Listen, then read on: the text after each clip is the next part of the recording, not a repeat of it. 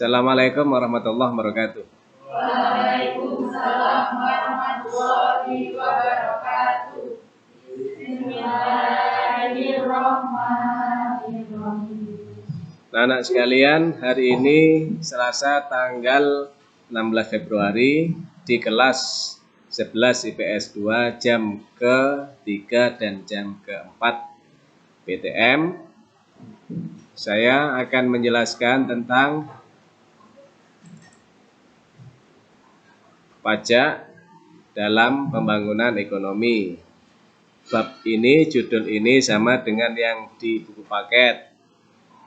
Kalau yang di LKS ditulis pajak saja, tapi intinya sama, pajak dikaitkan dengan pembangunan khususnya ekonomi.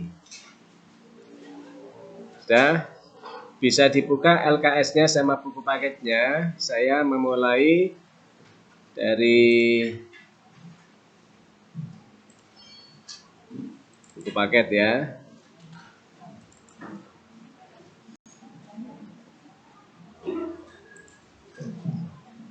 Perpajakan dalam pembangunan ekonomi. Tujuan pembelajarannya ini materi yang ada di buku paket, rinciannya saatnya jam 8. It's time to begin the hot lesson. yang di buku paket rinciannya A sampai H.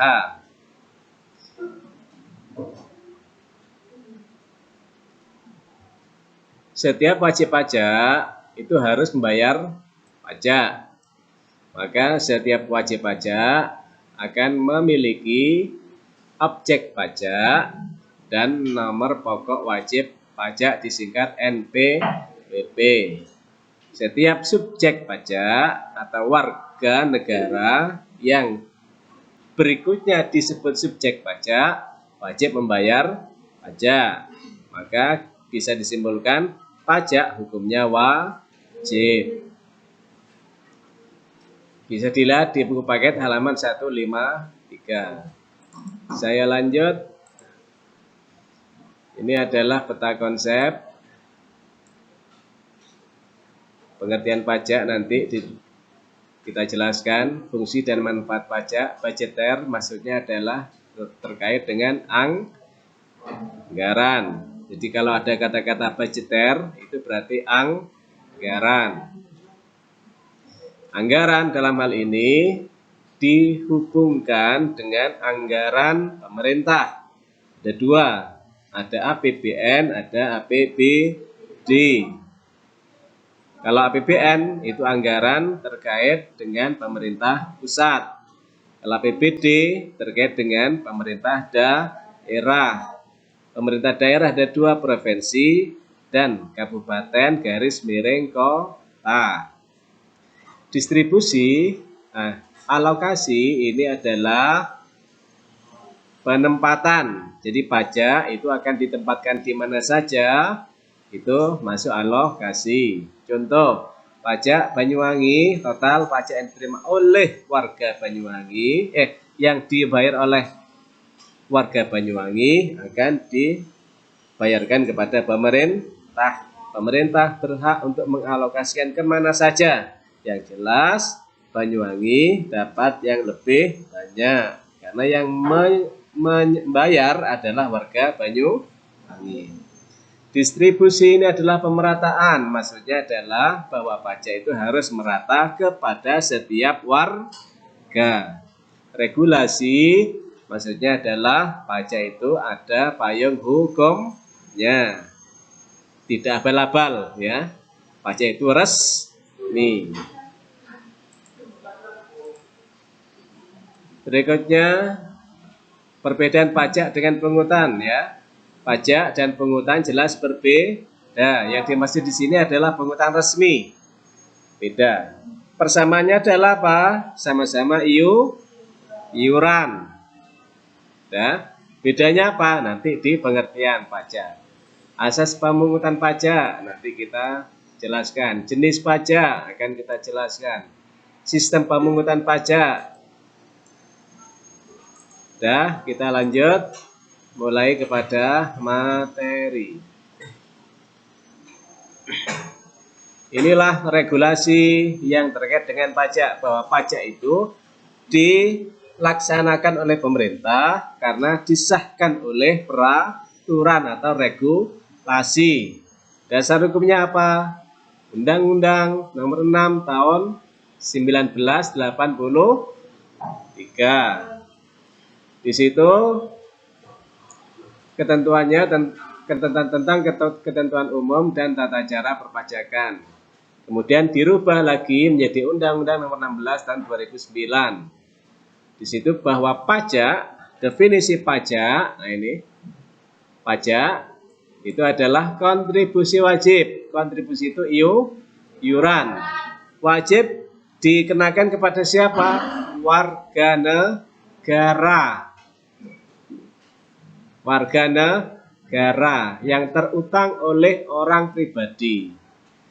Baik, berarti warga negaranya itu bisa berupa orang pribadi atau badan. Badan di sini dimaksud apa? Lembaga berbadan hukum. Bersifat memaksa. Bersifat memaksa. Artinya apa? Kalau tidak bayar maka bisa kena sanksi. Berdasarkan undang-undang. Dengan tidak mendapatkan imbalan secara langsung, tetapi digunakan pajak itu untuk keperluan sebesar-besarnya kesejahteraan atau kemakmuran rakyat. Jadi pajak tidak dimakan oleh pemerintah, tapi digunakan sebesar-besarnya untuk kemakmuran rakyat. Kesimpulannya, pajak satu, kontribusi wajib atau iuran wajib. Dikenakan kepada siapa? Warga negara. Siapa warga negara itu? Orang pribadi atau badan. Bersifat memaksa. Berarti kan tidak bisa menolak ya. Kemudian berdasarkan undang-undang. Terus tidak mendapatkan imbalan secara langsung. Berarti kesimpulannya, apakah mendapatkan imbalan? Iya, tapi tidak secara langsung.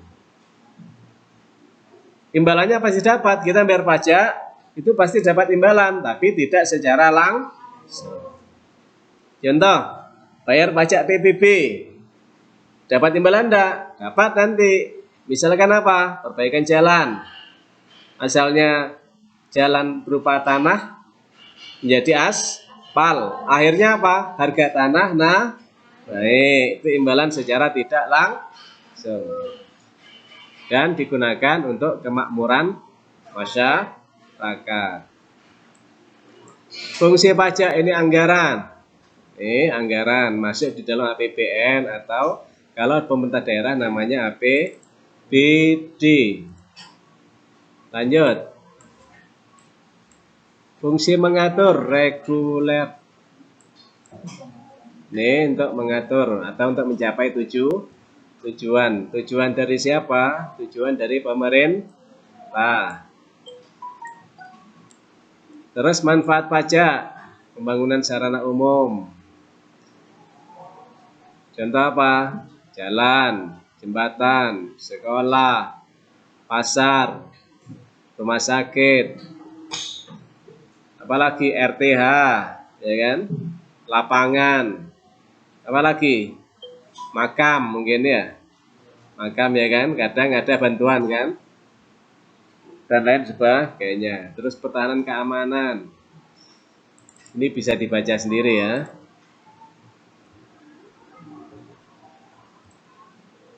Ini bisa dibaca sendiri, nanti diintensifkan dengan tanya jawab.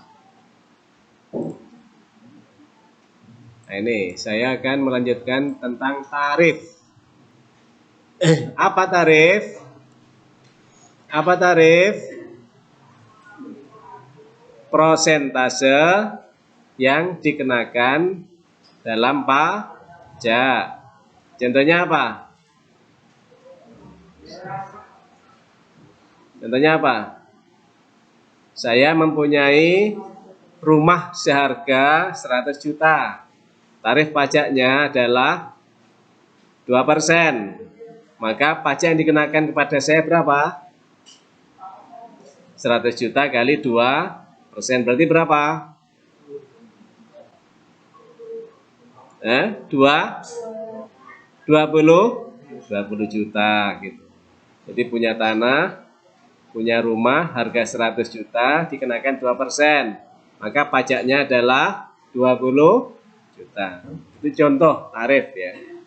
Jadi tarif itu adalah besaran yang dikenakan kepada subjek pajak atau pembayar pajak, tapi dalam bentuk prosentase. Dari mana? Dari nilai objek pajak.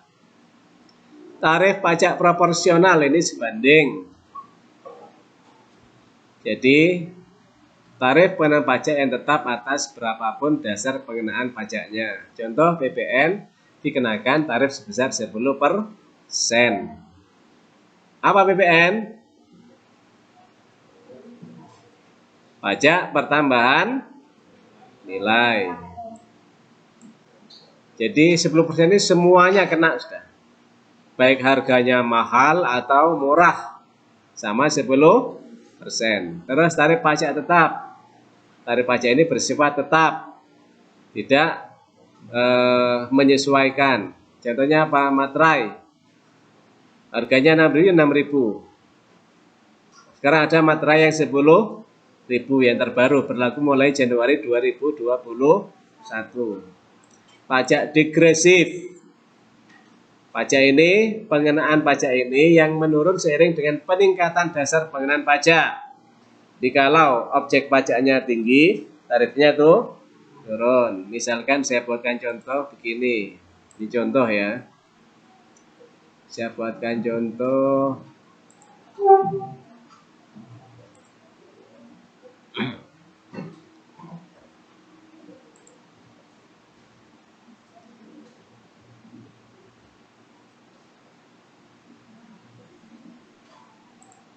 Ini contoh misalkan nilai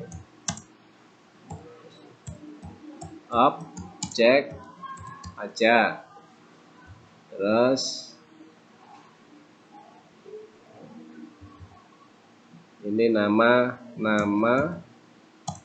objek. Nilai objek sama tarif. Ini contoh ya. Misalkan nama objeknya adalah mobil. Pakai harga terendah mobil berapa? Yang baru 150 misalnya.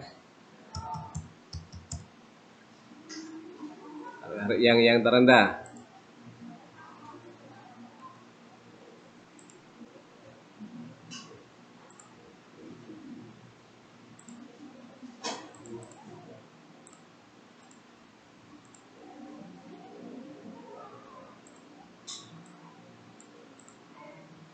Terus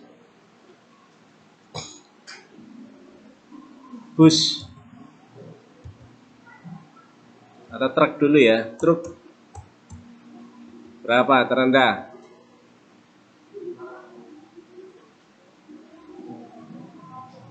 Anggaplah 500 ya.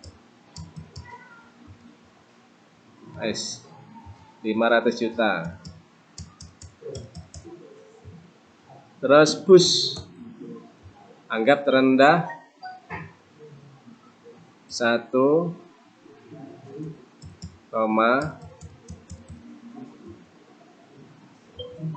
ini kan objek pajaknya nilainya akan semakin tinggi ya. Berarti ini dikenakan apa? Pajak degresif. Di mana pajak yang misalkan tarifnya adalah 10%. Misal ya.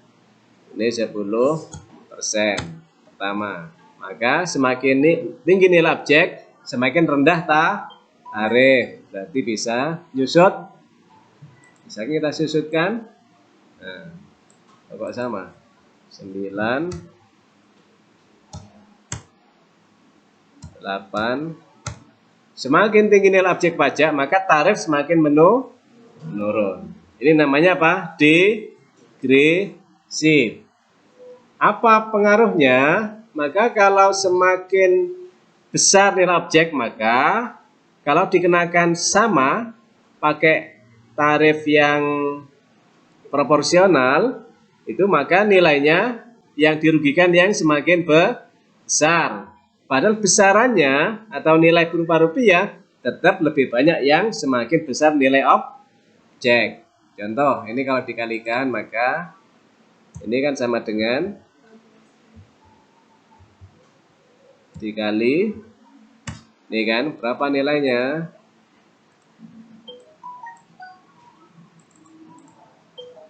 Kalau 150 maka nilainya 15 juta. Kita tarik. Kira-kira yang paling rendah nilai objeknya itu pajaknya semakin rendah apa semakin tinggi? Tetap lebih rendah. Ini yang nilai objeknya ini bus 1,5 M dengan tarif 8%, tetap nilai rupiahnya lebih besar. Paham ya? Apalagi dikenakan sama tarifnya sebesar 10%. Maka gimana logikanya? Yang punya bus itu lebih rugi ya kan? Karena dengan tarif yang sama dengan mobil, maka nilai rupiah pajaknya itu akan lebih besar. Contoh, saya contohkan ini. Misalkan ini perbandingannya, ini yang degresif ya, degresif. Yang ini yang tetap.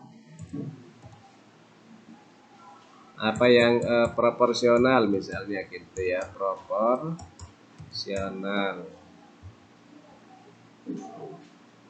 Atau tetaplah, misalkan sini 10%, ini saya kalikan 10, saya buat 10% misalnya ya, tetap 10%.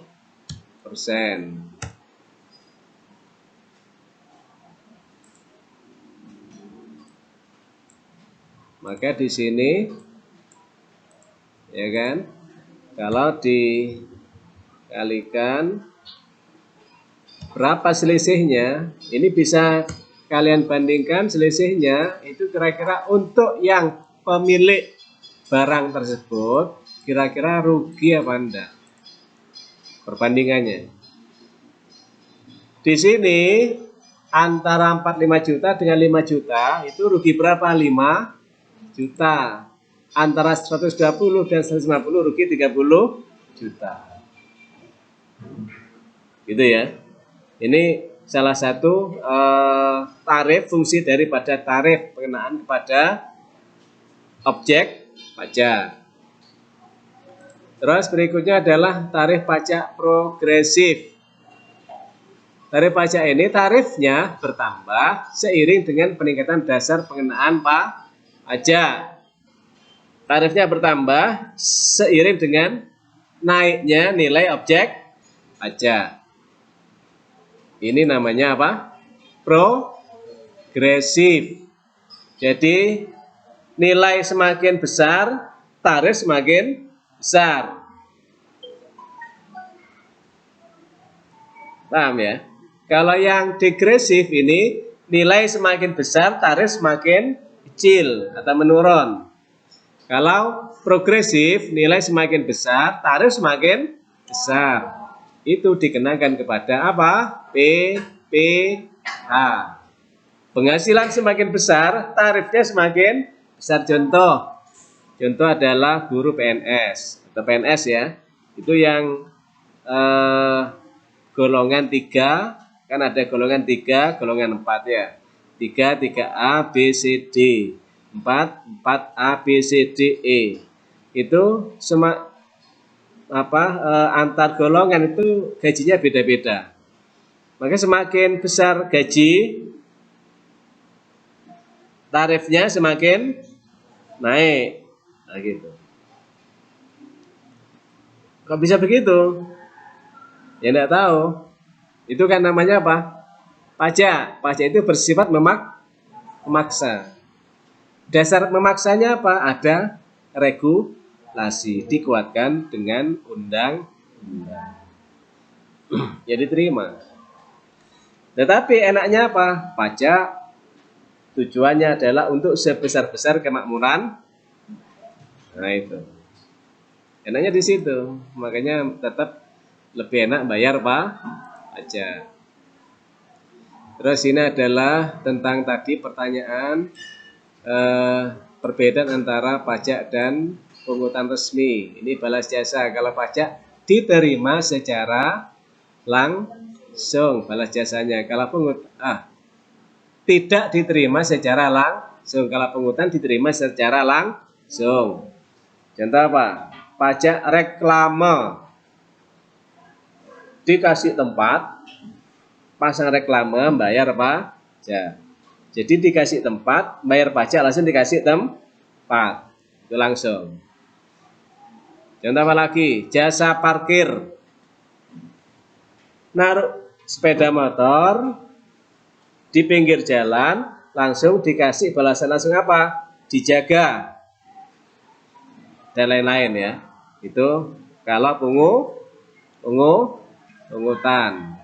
Dasar hukum undang-undang. Kalau pajak, dasar hukumnya undang-undang. Kalau pungutan, Saatnya jam 5. saya tutup sampai di sini ya.